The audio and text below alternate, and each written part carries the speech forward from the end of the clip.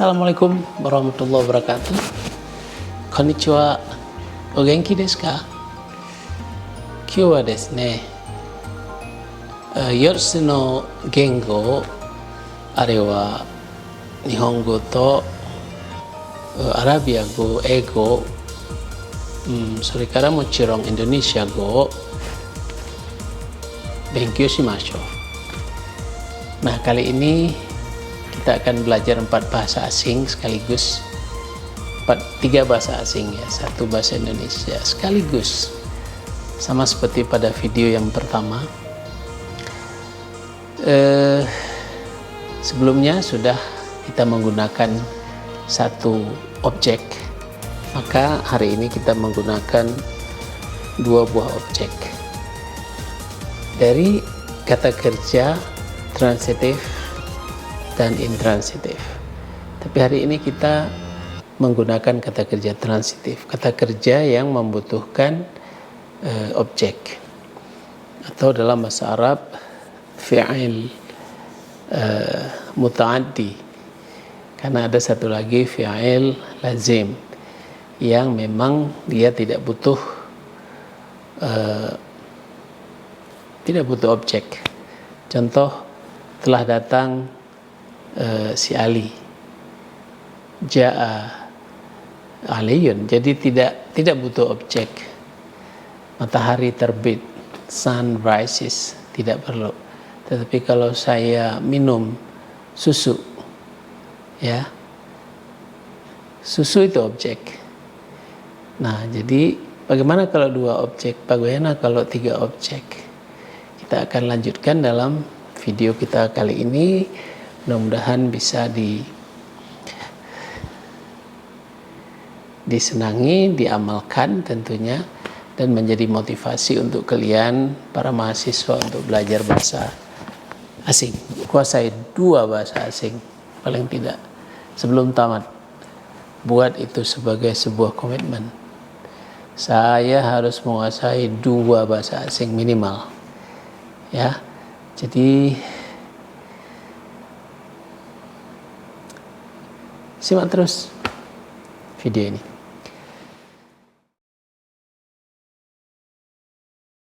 Saya mengajarkan sastra Arab kepada murid-murid, atau terjemahan yang lebih baik barangkali saya mengajarkan murid-murid sastra Arab. Dalam bahasa Inggrisnya tentu I teach my students Arabic literature. So I teach my students, or I teach student Arabic literature.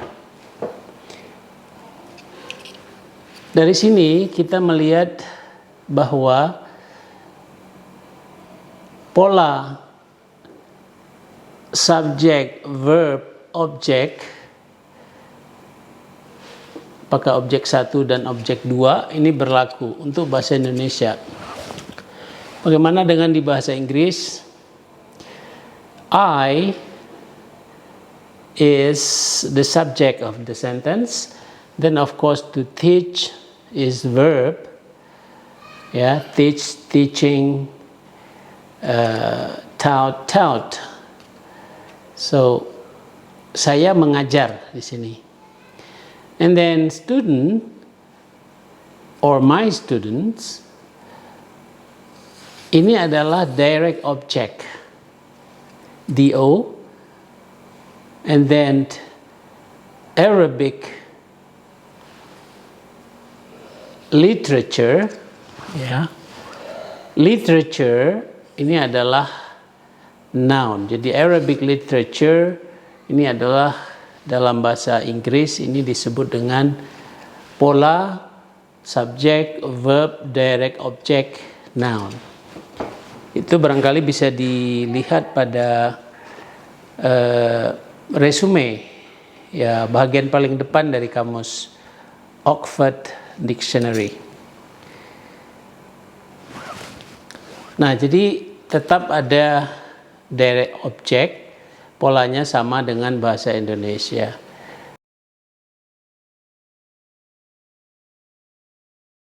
Bagaimana dengan bahasa Arab? Mari kita lihat satu persatu. Di sini ada dua jenis kalimat. Yang pertama adalah jumlah fi'liyah dan yang kedua adalah jumlah ismiyah. Contoh yang di sini adalah jumlah fi'liyah, artinya fi'ilnya itu berada di paling depan. Apa kata kerja dari to teach dalam bahasa Arab? Ya, allama. Ya, allama, mengajarkan. Karena aku mengajarkan, maka ini bisa dihafalkan ya, atau dibaca di pelajaran shorof tentang tasrif daripada allama. Nah, tasrif fi'il madhinya adalah untuk saya mengajarkan, allamtu. Jadi kalau kami mengajarkan, allamna. Kalau allama berarti dia mengajarkan. Nah, seperti itu. Sinonim dari allama adalah darrasa. Darrasa juga artinya mengajar. Oleh karena itu kalau saya mengajar dengan memakai ini, darastu, ya. Nah, ini kita pasang di sini allama. Kemudian karena saya mengajarkan, subjeknya allamtu. Ini di sini. Di mana allam dari allama tadi adalah verb atau fi'il, dan tu adalah subjek yang menyatakan saya yang mengerjakan, mengajar itu. Itulah dia fa'il dalam bahasa Arab. Nah, sekarang mana objeknya? Tadi kita janji ada dua objek yang akan kita pakai. Maka di sini objek yang pertama adalah karena ini plural, ini jamak. Kalau singularnya adalah tilmizun. Kalau dia banyak, jamak taksir yang berlaku di sini at-talamizu. Nah, kenapa at-talamida? Karena dia maf'ulun bih. Karena dia objek. Jadi objek maf'ulun bih itu dia harus, dalam hal ini harus mansub dan tandanya harus fathah seperti ini. Mungkin pada contoh yang lalu bisa dibaca lagi pada video yang pertama ya. Jadi ini kita sudah rubah dari U ke A, dari dhammah ke fathah. Selesai ya, selesai. Kemudian mana objek yang kedua? Ya, ada maf'ulun bih yang kedua, yaitu ya al-adabu. Jadi asal katanya ini adalah al-adabu, itu artinya sastra ya, literature, sastra. Tapi karena dia juga objek yang kedua, maka menjadi al-adaba. Tapi mana alnya kok hilang?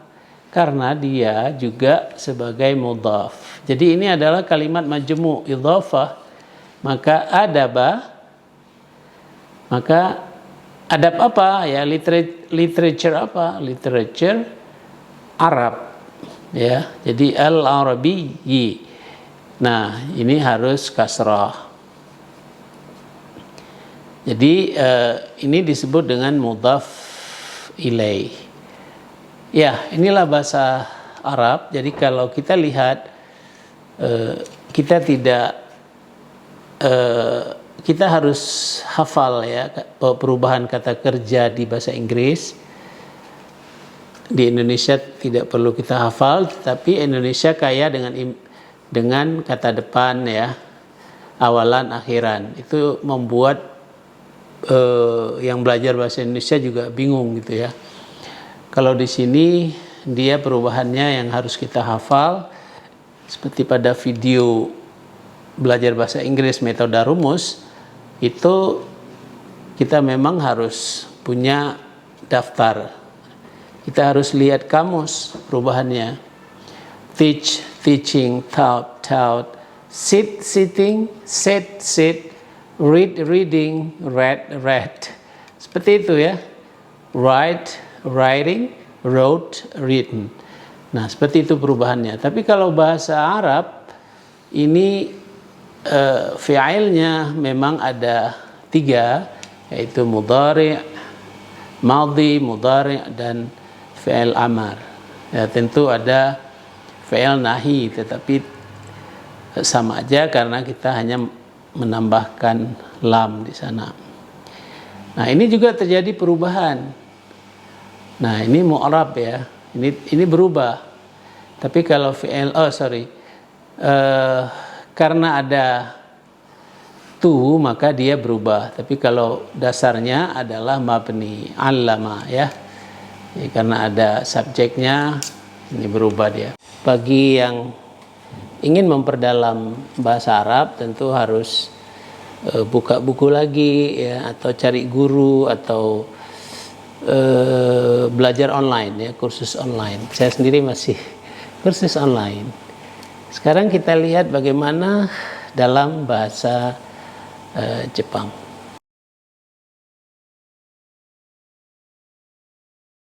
Para mahasiswa sekalian, sekarang kita masuk ke bagaimana menerjemahkan dari bahasa Indonesia, bahasa Inggris, bahasa Arab. Nah, sekarang bagaimana dalam bahasa Jepang. Bahasa Jepang polanya adalah subject, object, verb. Jadi saya mau makan nasi. Jadi bahasa Indonesianya itu saya nasi makan. Jadi watashi wa nasinya gohang ya. Gohang o, kata kerjanya selalu di belakang, yaitu tabiru. Bentuk sopannya itu masnya adalah tabimas. Watashi wa gohang o tabitemas, tabitiru itu kalau sedang melakukan. Ya, saya sudah menuliskan terjemahannya di flip chart, barangkali kita bisa lihat bersama-sama. Ya, I teach student Arabic literature. I, bahasa Jepangnya subjek ya, bahasa Jepangnya watashi ya, watashi. Kalau kamu anata gitu ya. Nah, jadi watashi ini partikel, watashi wa ini bisa diterjemahkan adalah atau is gitu ya.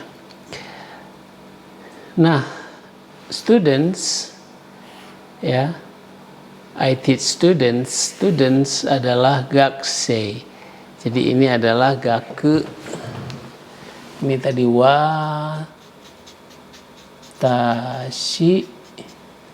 Ini wa. Ini gaku sei.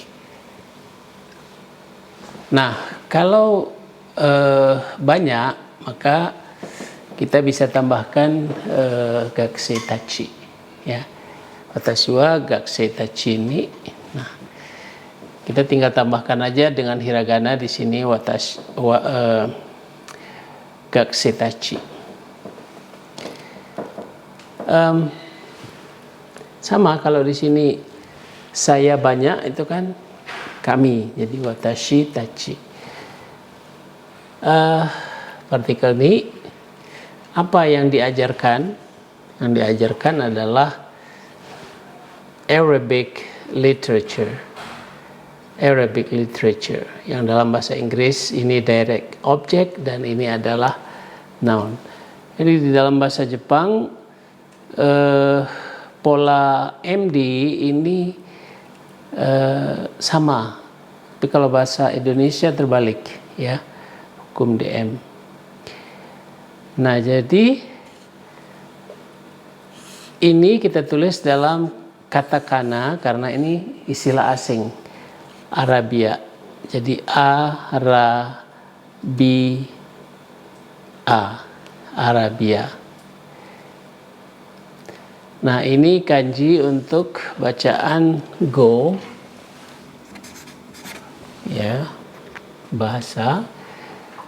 O partikel. Nah, kata kerjanya yang ditunggu-tunggu itu ada di belakang. Di sinilah kata kerjanya. Ini yang ditunggu-tunggu. Verb, yaitu oshi. Ini bacanya mase. Nah, karena ini dalam present tense oshiemas, tapi kalau sedang dilakukan maka seperti pada contoh yang lalu oshieteru, ya, oshieteiru. Nah, inilah bentuk bahasa Jepang. Jadi kita lihat sama ya, ada objek, tetapi objeknya itu berada di tengah karena bentuknya adalah SOV, ya. Ini subjek, ya.